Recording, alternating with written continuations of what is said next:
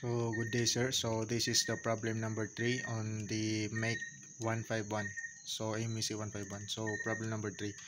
So the problem is consider two tanks A and B connected by a valve as shown in the figure.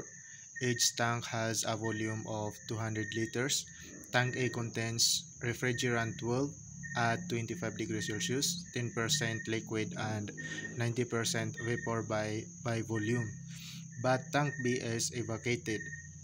The valve connecting the tanks is opened, then saturated vapor flows out of tank A until the pressure in B reaches that in A, at which point the valve is closed. This process occurs slowly so that all temperatures remain at 25 degrees Celsius throughout the process. How much has the quality changes in tank A through this process? So, yung question niya dito is may dalawang tank na nakaseparate sila. Yung tank, yung sa tank A is may laman na R12, which is yung 10% nun is liquid at saturated liquid, at saka yung 90% is saturated vapor. So yung sa tank B naman is empty kasi evacuated daw sa problem. So yung volume ng A at saka B, tank A at saka tank B is equal. Then yung equal daw sa 200 liters. Bale by isa doon bawat isa doon is may volume na 200 liters. So 200 liters divide natin ng 1000 para ma-convert natin into cubic meters. So maging 0.2 cubic meters. Given naman yung temperature sa A sa state 1, which is yung 25 degrees Celsius. At saka yung liquid naman, quality is 10% sa liquid and 90% sa vapor. So from the table, yung table ng R12, refrigerant 12 saturated at 25 degrees Celsius. So ito yun siya. So sa online namin kinuha. So ito yung value niya sa baba, 25 degrees Celsius. Yung sa VF is 0.00736 kilojoule cubic meter per kilogram. At saka yung VG naman, which is yung vapor, 0.02685. So yung solution is the first step na gawin natin is kukunin yung mga volume, yung volume ng yung volume ng yung liquid, yung sa tank A lang, yung volume ng liquid na R12 sa tank A at saka yung vapor. Bale yung gagamitin natin ng formula is manipulation lang. Yung total na volume is 8 times lang na sa quality ng yung given. So yung volume ng liquid is just equals to yung total na volume ng tank A, which is to 0.2 cubic meter. 8 times natin ng 10, bale 0.10 kasi 10% yon. So may yung 0.02 cubic meter. At saka same din yung sa vapor. So volume ng nasa vapor naman is 0.18 cubic meter. So next naman kukunin natin yung mass. So yung formula ng mass, alam niyo natin is yung yung specific volume is equals to yung total volume over the mass. So i-transpose lang natin.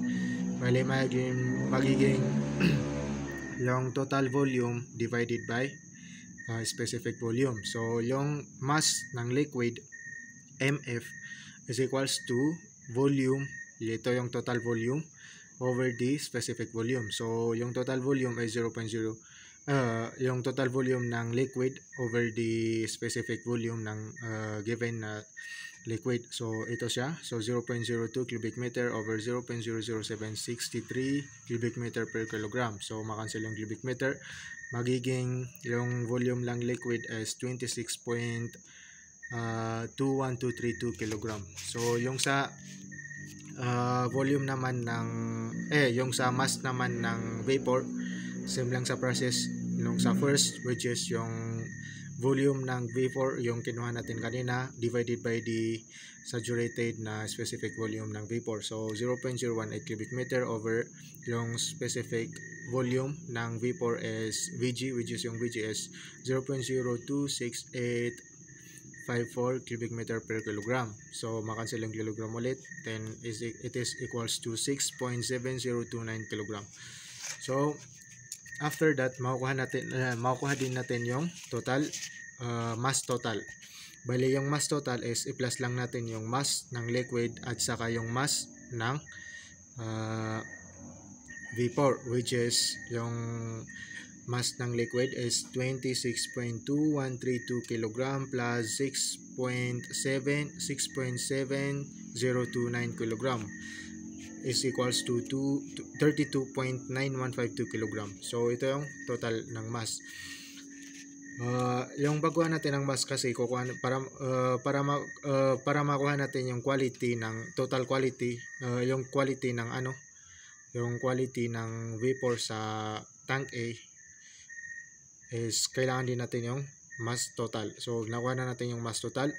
Bali yung quality ng vapor is equals to mass ng vapor over the mass total. So divide natin yan. So yung quality is equals to, ito yung quality sa state 1 ng vapor. So 0.2032. So kung times natin yan ng 100 is it is equals to 20.36%. So in order to para maka-move tayo sa state 2, kailangan din natin kunin yung yung mass na kailangan ng tank B para kasi yung sa state 2 is lilipat yung vapor sa tank B kasi ma-open yung valve. So i-calculate muna natin yung mass ng yung mass na magta-transfer sa tank B. So same lang ng process, mass is equals to total mass ng V divided by yung vapor, kasi yung vapor naman yung pupunta doon after after yung mag-rupture or mag-open yung valve. So same lang, 0.2 cubic meter kasi yun yung volume niya divided by yung specific volume ng vapor, which is 0.026854 cubic meter per kilogram. So ito yung mass na kailangan ng B, yung sa tank B na makaka-full doon at the same pressure. So ito 7.4477 kilogram. So diretso na tayo sa tank B state 2. So which is sa tank B, tank A muna tayo, yung mass state 2 na minus lang natin yung yung lilipat na mass sa tank B is i-minus natin sa total na mass yung sa yung sa tank A. So yung total na mass is na-solve natin kanina, which is equals to 32.9452 kg. Then ito yung tank B, yung kailangan niya na mass ng vapor para ma-same yung pressure nila.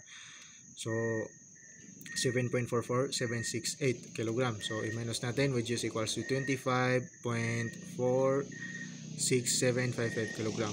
So nakuha na natin yung mass na nasa tank A. So mass na nasa tank A at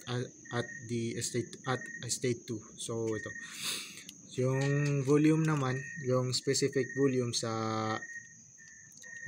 state 2 is same lang yung which is yung yung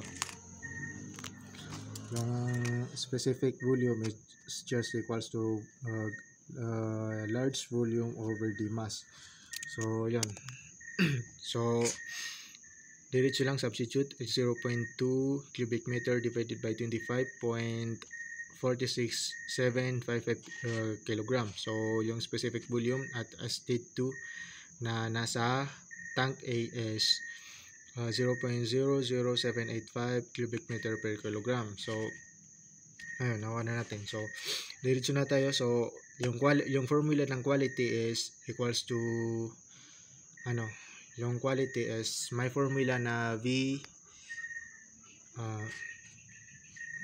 Yung formula is ito. So yung x is equals to VA2 minus VF over VFG. Bale yung VFG naman is given to. Yung VFG is just equals to VG minus VF. So substitute natin yung value ng VA, ito siya. So 0.00785 minus itong VF naman is yung sa state 1, 0.00763. And then ulitin natin yung VG is equals to ito yung nasa state 1 divided by 0.02685 minus 0.00763. So yung value ng quality sa state na quality na lumipat sa naging change na yung quality na natirang quality sa ng vapor sa A at saka same yung sa A at saka B is 0.27163.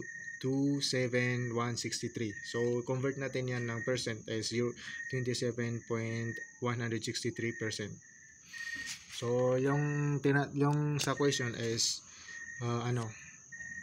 yung question is how much has the quality changes in tank A through this process. So yung quality changes daw, which is delta x is equals to x sub 2 minus x sub 1. Yung x sub 2 is yung sa state 2, yung x sub 1 naman is sa state 1. So minus natin 0.27163 minus 0.20364. So i-minus natin, magiging 0.6799. I-times natin ng 100 para ma-convert into percent. Magiging 6.799% yung quality.